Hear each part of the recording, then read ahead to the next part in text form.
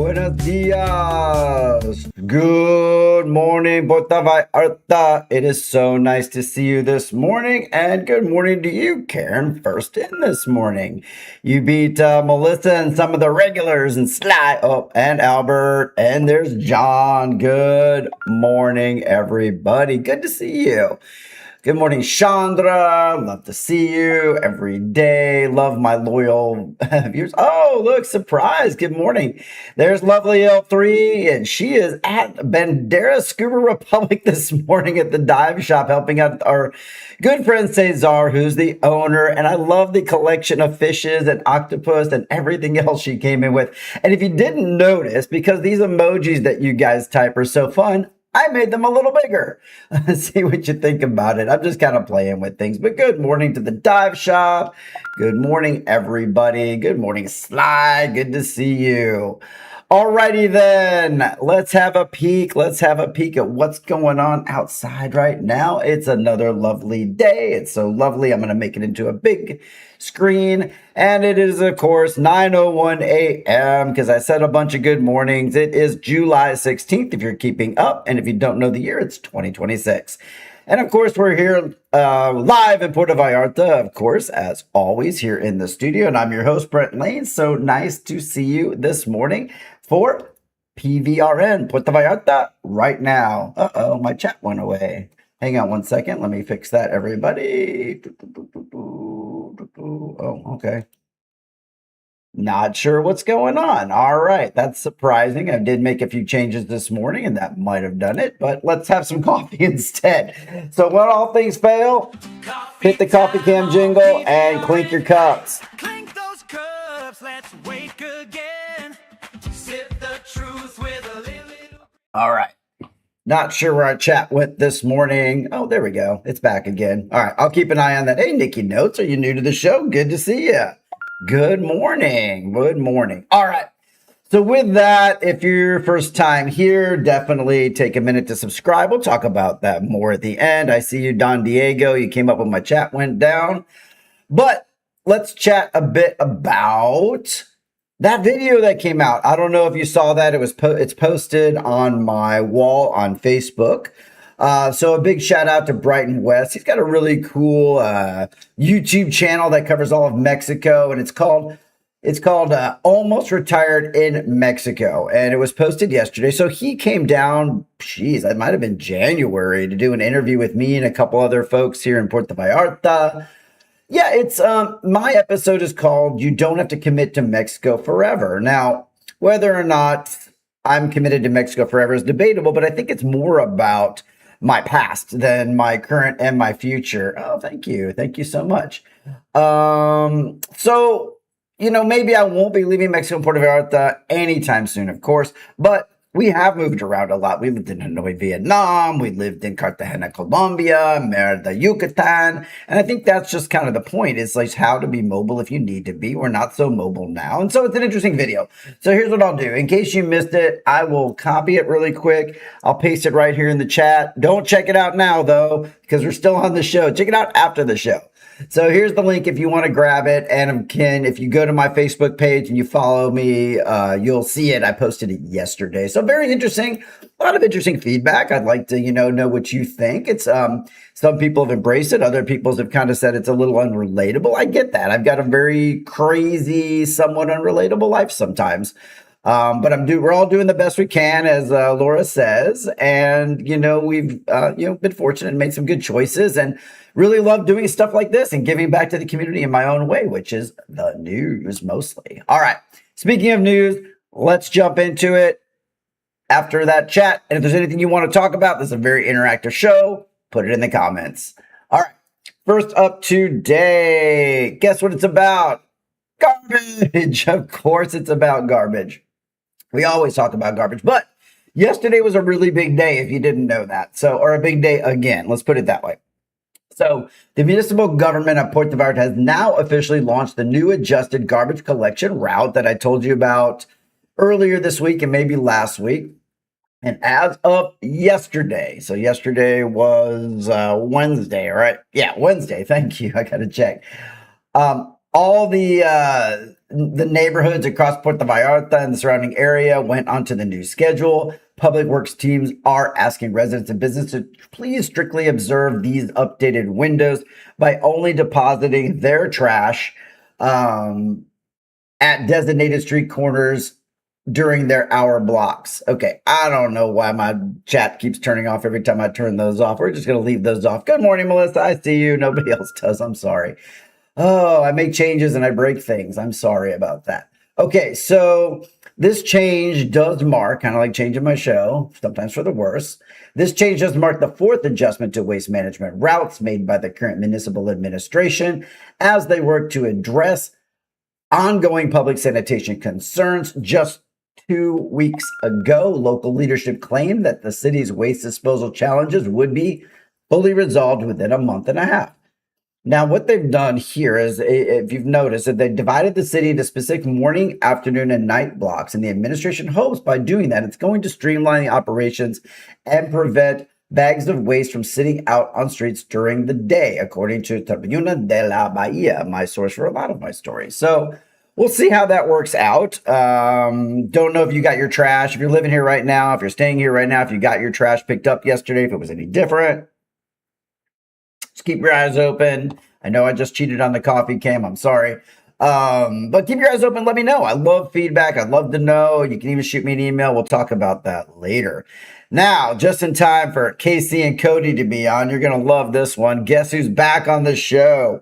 It's our favorite. It's our one and only. And it's going to wipe out our chat. I'm sorry. Not the garbage man. It's a spider monkey. Oh, okay. I see your comment, Albert. Your trash removal seems like rearranging the chairs on the deck of the Titanic. Very funny. Okay, I like it. Very clever. All right, let's talk about the spider monkey. I know, Casey and Cody's going to post something because they hate monkeys, but you might not see it. I'm sorry. All right. A spider monkey that we reported on here, of course, that was recently secured in place under protective care by environmental authorities in Puerto Vallarta is not actually, as initially reported, even here, an escape from the Puerto Vallarta Zoo. Now, this is according to the most recent report. Initial public rumors suggested the primate may have belonged to the local zoo. Following recent reports of animal escapes, but municipal officials again have quickly debunked these claims after coordinating with zoo management. Environmental sustainability officers now suspect the monkey was being kept illegally as a private pet in a local residence before being found loose. Federal environmental protection authorities have been brought in to evaluate the primate's health and determine the best course of action for its long-term care. Love it, Melissa. Local wildlife officials emphasize that returning domesticated primates to their natural habitat is incredibly difficult due to the stress and adaptation challenges they face. And again, thank you again to my folks at Tribuna de Bahia for that story. Okay, so very interesting for sure. We'll keep an eye on the ever-developing monkey story. It's like, I kind of feel like it's monkeys and trash that we have a lot of here. A lot of monkey and trash stories, but the spider monkey's kind of fun. So I'm going to avoid putting up too many photos until I have to. It keeps wiping out our chat. But hopefully you can see it in your chat window on the your actual YouTube screen. All right. Next up, yeah, I'm sure you don't want to see any more photos. Very clever, very nice. Next up is a little sip of coffee. Let's do it. Clink those mugs. Boom, coming in hot. Alrighty then. Let's see. So more local news today. So Puerto Vallarta has kicked off the summer vacation season with remarkably strong tourism figures, according to this report, securing the number 2 spot nationwide for projected hotel occupancy. Very interesting. And I know we've got some travel coordinators on the show right now that definitely been glad to hear that or can chime in. Official data estimates that the municipality will maintain an average occupancy rate of 64.4% throughout the summer holiday period. This projection places the region ahead of major regional rivals that include Los Cabos and the Riviera Maya. The city currently sits only behind Cancun, which leads the national forecast with a projected occupancy rate of 67.9% for the season.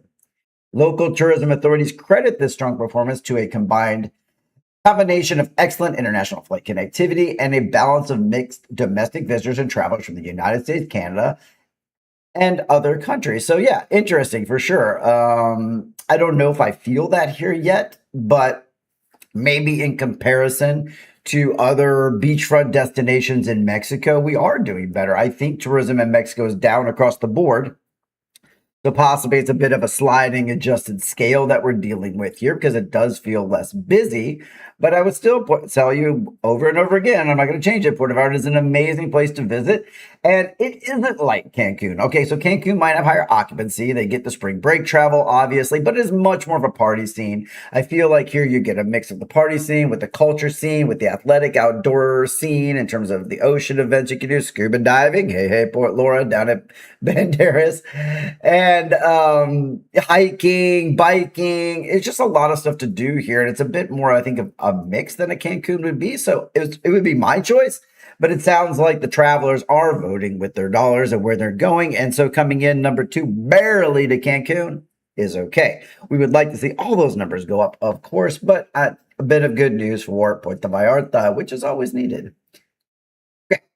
Next up, kind of in that vein, Puerto Vallarta is also enhancing and reinforcing its competitive edge this summer by positioning itself as the premier beach destination for price and quality in Mexico. Okay, now this is going to be a debatable one. We do definitely hear a lot of people say, it's too expensive here. The prices are too high. So this will be interesting. I see your comment there that of the past 11 resorts, the past 3 weeks, they're saying they're at 15 to 30%. I guess what I don't know and what that story doesn't know, here's the interactive part of the show. This is why it's ours. I'm talking to you, is when does the summer vacation season officially start? And the question is, going forward, as we're running into that, I don't have kids, so I don't know spring break.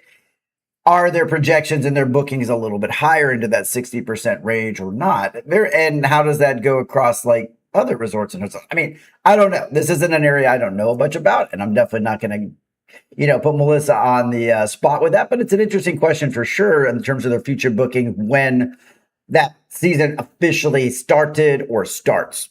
I don't know all the answers. I'll look it up. I'm sure someone will put it in the comments. Okay, so here we go. Let's back up just a little bit. So Puerto Vallarta again is being reported that as a beach destination for price and quality in Mexico, it's doing very well. It's a comparative market analysis reveals that average rate for 5-star hotel rooms in the city is approximately $260 per night. I would check that. The pricing represents a substantial difference when compared to other high-end Mexico destinations, per this story.